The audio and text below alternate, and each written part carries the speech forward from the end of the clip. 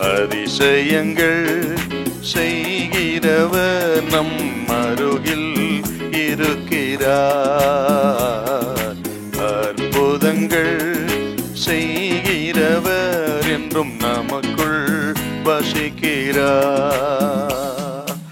கலாத்தியருக்கு எழுதின நிருபம் 6ஆம் அதிகாரம் 7வது 8வது வசனத்தை வாசிக்கும்படி கேட்டுக்கொள்கிறேன்.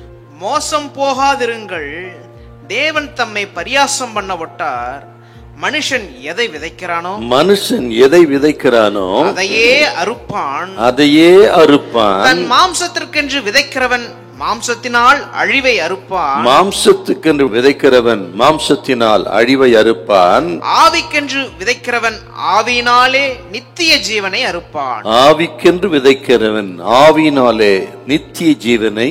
அறுப்பான்.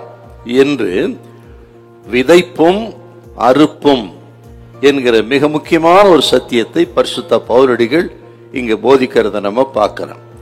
விவசாயத்துல விதைத்தால் அதை ஒரு நாள் அறுவடை செய்து தான் ஆக வேண்டும். கோதுமையை விதைத்தால் கோதுமை தான் அறுவடை செய்ய முடியும்.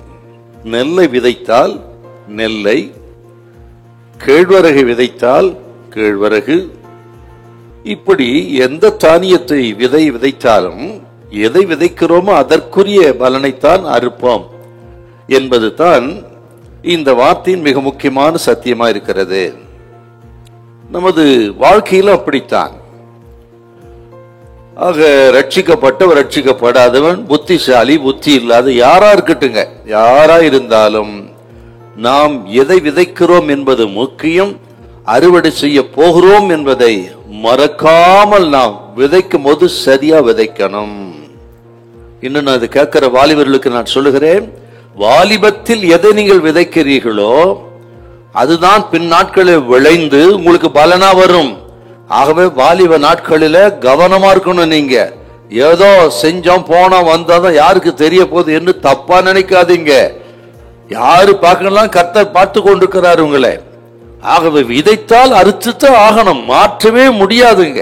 ஆனால் ரட்சிக்கப்பட்ட பிறகு, பாவ அறிக்கை செய்த பிறகு எல்லாவற்றையும் அவர் மன்னிக்கிறார்.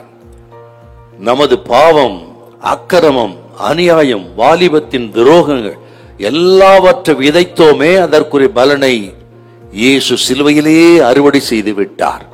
சிலுவையிலே அறையப்பட்டு மரித்து அடக்கம் பண்ணப்பட்டு உயிரோடு எழுந்து ஆண்டவர் இயேசு நம் பாவங்கள் எல்லாவற்றையும் முதுகுக்கு பின்னாக போட்டாரா. இனி நான் நினையாமல் இருப்பேன். ரட்சிக்கப்படாத வரையிலும் தொடரும். ரட்சிக்கப்பட்ட பிறகு எல்லாவற்றையும் மன்னிக்கிறார். அதன் பிறகு கவனமா இருக்கணும். சிலுவையில எனக்காக எல்லாவற்றையும் சுமந்து தீர்த்து விட்டார் என்று துணிந்து பாவம் செய்யக்கூடாது.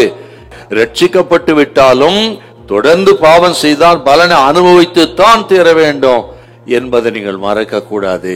ஆகவே எவ்வளவு ஆழமான எச்சரிப்பின் வார்த்தைகளை உணர்ந்து உங்களை பரிசுத்தப்படுத்திக் கொள்ளுங்க, கவனமா நடந்து கொள்ளுங்கள்.